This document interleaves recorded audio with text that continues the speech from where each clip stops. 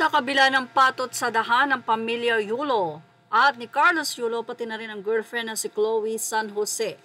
Siyempre, hati nga ang opinyon ng mga netizen. Kung may mga against sa mga ginagawa nila Chloe San Jose at nitong si Carlos Yulo, ay tila may against din sa mga ngayon ay tila pasaring naman ang ama ni Carlos. Dumating na nga ba sa sukdulan na hindi na rin kinaya ni Sir Mark ang hindi pagpansin sa kanila ng anak na si Carlos.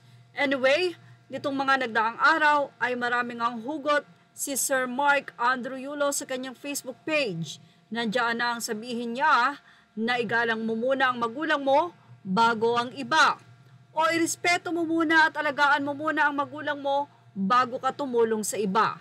Narito naman ang naging post ng isang Facebook page, ang Pinoy Showbiz Latest, kung saan ibinahagi niya ang isang live nga ni Sir Mark Andrew at doon ay narito ang kwento.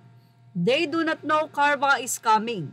Napansin ng mga netizen na laging online ang tatay ni Carlos na si Mark Andrew Yulo. Sa isang TikTok post ay makikitang nagsasalita ito at marami ang mga salitang nabitawan. Ilan sa mga sinabi niya ay prayers na patuloy ang ibibigay para kay Carlos at kay Chloe. Nabanggit din niya na parating ang karma. Dahil dito, halo-halo naman ang reaksyon ng mga netizen. Ayon sa kanila, tila nakakapagod na raw ang pasaring ng bawat isa sa social media. Malapit na daw ang Pasko kaya dapat ay peace na sila. Out sa comment section, tila pumabor sa side nila Chloe at Carlos, especially Carlos, ang komento ng mga netizen. Sabi nila, for me lang ha, huwag niyong naisin ang karma sa mga anak niyo. Kahit ano pa yan, hindi dapat. Kasi labas niyan, parang wala ka na ang pakialam sa buhay niya.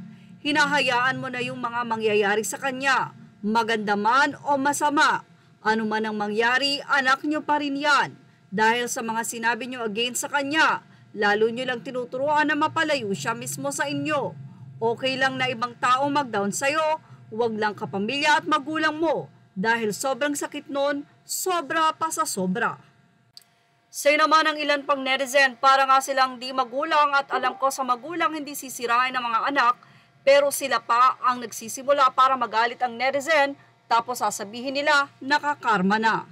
Kasi nga wala pa siya sa sarili niyang isip ngayon, pasasaan ba't gigising din niyan si Kaloy at magiging okay din po ang lahat. Karma is what goes around will come around. Wait lang, darating yun. Anyway, syempre, ang nais nating makita sa social media ngayon ay ang pagbabati nila. Sana nga ay maayos na at matapos na ang nasabi nga pong drama daw ito ng pamilya. At kung ano man ang hinanakit ng bawat isa ay matapos na ito.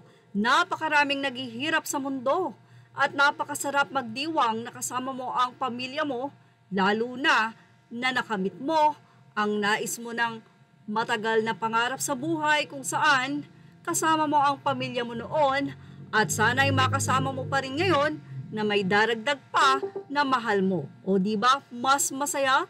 Yan ang ating Showbiz Snap update. Images are all credit to the rightful owners. Thank you for watching Showbiz Snap.